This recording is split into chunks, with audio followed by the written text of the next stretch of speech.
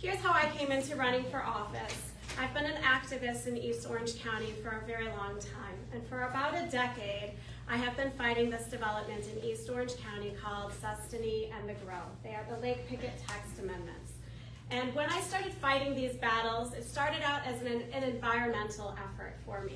But what I quickly began to learn as I was going through the process of figuring out how to push back against mega developments that are very heavily backed by deep pockets of developers is that it wasn't just an environmental battle. It impacts the quality of our schools because of the crowding that can begin to happen. It impacts our quality of life in terms of our roadways and how many hours we're going to sit on those roads trying to get from our homes to our job, to our errands, to our kids, wherever they may be, to flooding in terms of looking at how our property insurance rates keep going up and how we're flooding ourselves out, to an increase in crime, to an increase in or a slow response time of emergency services trying to get to people. And so one by one, I started to see that these types of developments, they really impact the overall quality of life of everybody that is residing within the area. And the more we begin to build up our rural service area, the more we begin to see that the urban services that are so necessary to keeping a vital, healthy urban population are absorbed by where the rural area is growing to an urban population, but borrowing the services from the urban area. So we see an offset in the amount of services that we can get to everybody that is in need. And I don't think it's right. So I began to fight back through an organization called Save Orange County. I've been the vice chair of that organization for more than a decade. I sued the county for urban sprawl and all of the detriment harm that it brings to our local communities in terms of increased taxes, increased financial costs, increased broken roads and the money that we have to put into fixing them, increased pedestrian and bicycle fatalities on our roads, everything all the way up to a lack of diversification in our economy. The more and more car dependent we become, the less and less we're able to support small businesses within our local economy. So I sued for urban sprawl. We won in court. And I find myself a decade later still taking time off of my job, taking time away from my family to go down to the BCC to fight the same battle over and over and over again. We get ourselves into a predicament where we find ourselves signing up and volunteering for boards that we never thought we would have ever done in our lives, just to try to have input into our local government. So that's where I started from a personal perspective. But from a professional perspective, I'm a UCF tourism researcher, and my area of specialty looks at using tourism as an engine of opportunity to help reduce poverty in tourism destinations. So around the world, I would always want to use Orange County as the example. We're the #1 tourist destination in the entire country, 75 million tourists. But the more and more I became experienced in my line of research, I began to realize that Orange County was the example of what you don't want to do with a tourism destination. Tourism has become an engine of poverty. We've got about 33% of our labor force that we refer to in economic terms as ALICE. It means that they're asset limited, income constrained, but full-time employed. They cannot afford to live here. So we begin to look at rents that are going up every year, 35%. Insurance, property insurance, going up 30%. If you're in a flood zone because they redid the flood zones, well then it's an additional maybe 18, 20%. We're outpricing ourselves out of a market where we don't have livable wage jobs. Tourism is the #1 industry in this economy here, and it pays terrible wages.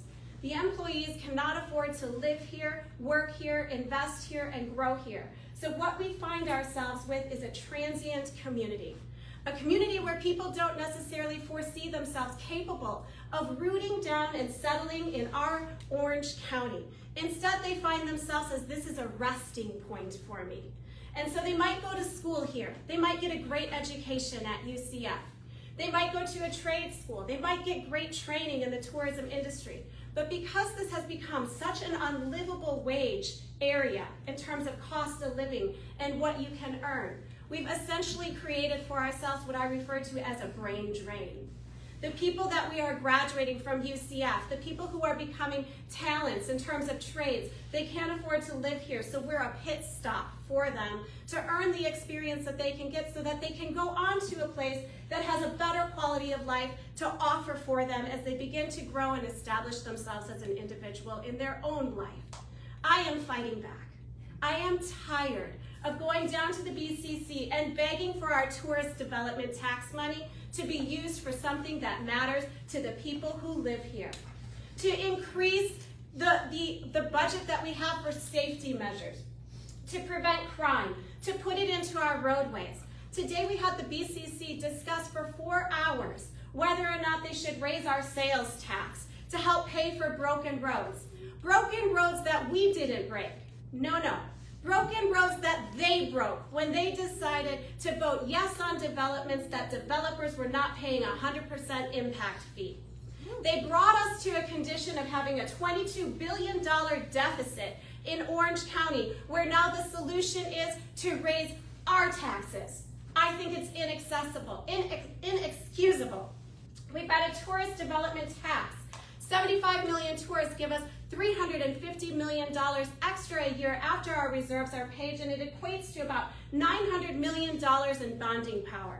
You would think that in a tourism destination that has a 70% increase in homelessness since 2019, that our elected officials might think that they should invest it into us, into the people that have a need. No, they chose to sink $500 million into a convention center expansion. I take serious issue with that investment. Serious issue.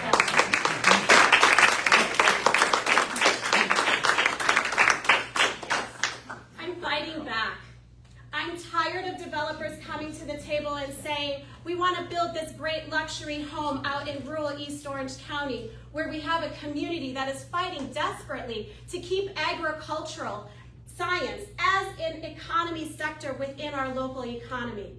They're at the BCC constantly fighting, begging the commissioners to side with them so that they don't lose their rural community. All the while, we've got in the urban core people that can't afford to live there. What good does building luxury homes out in a rural area do for our local housing crisis that we cannot get people into homes? Homelessness is a housing problem.